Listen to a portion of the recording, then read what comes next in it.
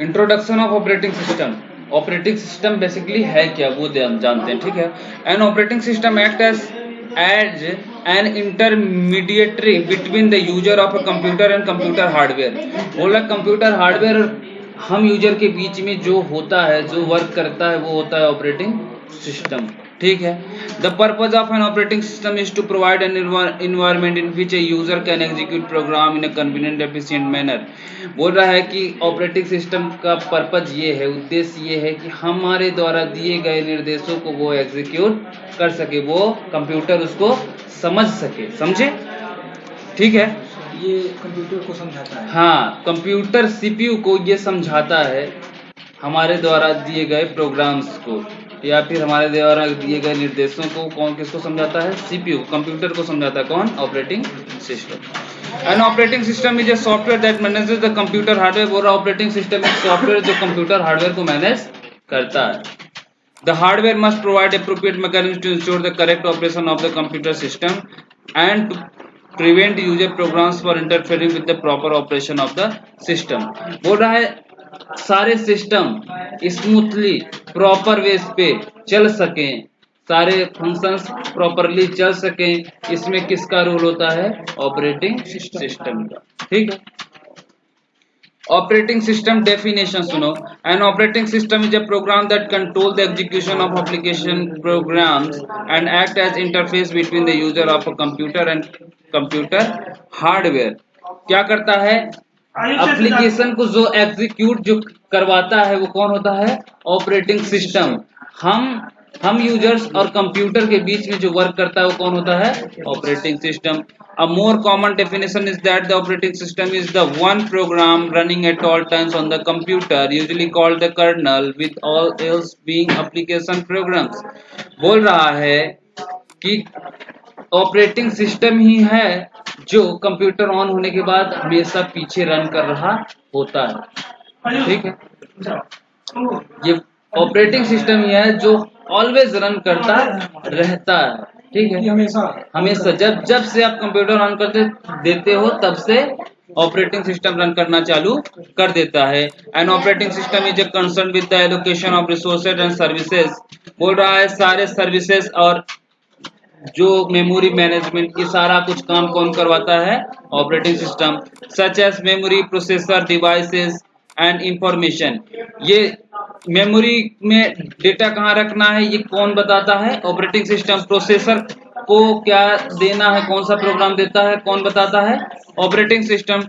Devices को कौन detect करता है? Operating system. डिवाइसेस क्या? जैसे input device, output device, mouse, keyboard, ये सब डिवाइसेस को जो डिटेक्ट करता है वो होता है ऑपरेटिंग सिस्टम। एंड इंफॉर्मेशन को भी, जो इंफॉर्मेशन पे जो काम करता है वो भी होता है operating system. The operating system correspondingly include the program to manage the resources. ये सारे रिसोर्सेज को ऑपरेटिंग सिस्टम हैंडल करता है। कुछ ऐसे प्रोग्राम लिखे गए होते हैं ऑपरेटिंग सिस्टम में जिसके द्वारा ये इन सारे रिसोर्सेज को हैंडल करता है या यू बोलो मैनेज करता है। Such as traffic controller. Traffic controller वाला भी काम कौन करता है? Operating system. शेड्यूलर और memory management, input output and file system, ये सारा काम किसके ऊपर डिपेंड रहता है? ऑपरेटिंग सिस्टम के ऊपर, ठीक है। Convenience. An OS makes the computer more convenient to use. Convenience का बेसिकली मतलब ये हुआ कि इजी, इतना इजी कर देता है कि हम यूजर्स उससे इंटरेक्ट कर पाते, कंप्यूटर से अपना काम कर पाते, इतना इजी उसको कर देता है, ठीक है। Efficiency. An OS allows the computer system resources to be used in efficient manner.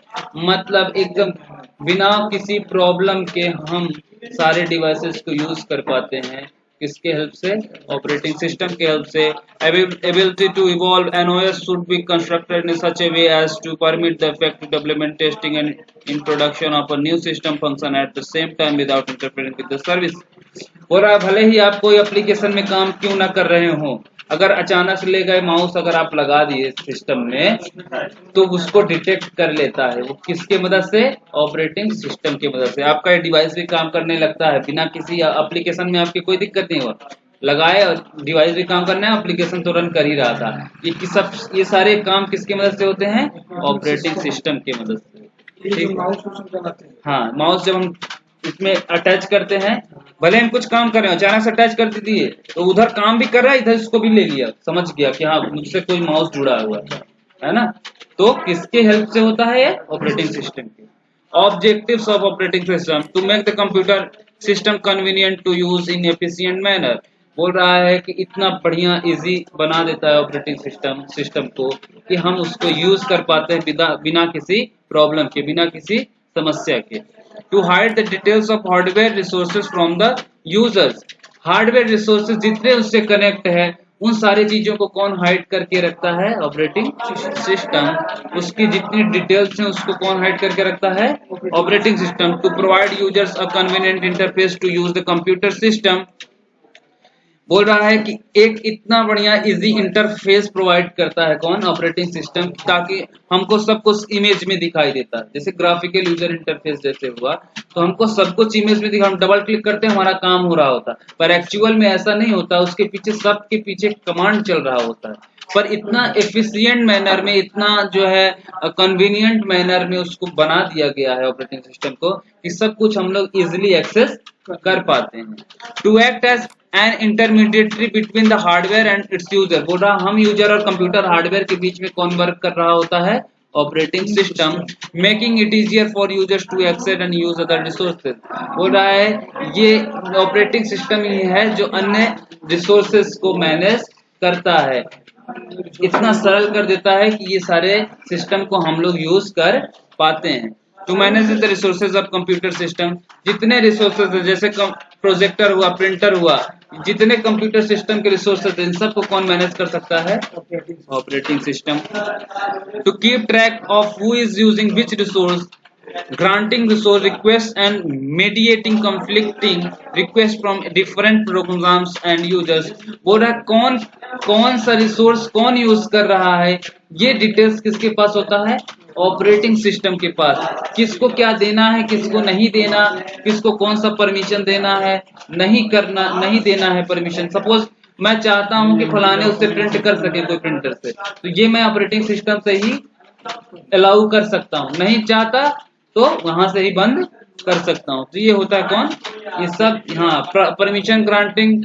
और नहीं भी, अगर परमिशन नहीं देना है तो वो भी मतलब डिसअलाउ भी कर दो, ठीक है। तो ये सारे काम कहाँ से हो सकते हैं? Operating system. To provide efficient and fair sharing of resources among users and programme.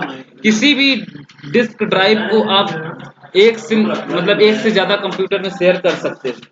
जैसे हार्ड डिस्क तो मेरे कंप्यूटर में है, पर मैं उसको जो है दूसरे आदमी को भी उससे कनेक्ट करके बाय नेटवर्क मैं शेयर कर सकता हूँ। वो जो डेटा देगा उस हार्डवेयर में स्टोर हो जाएगा। तो ये शेयरिंग मैकेनिज्म भी हम कहाँ से कर सकते हैं?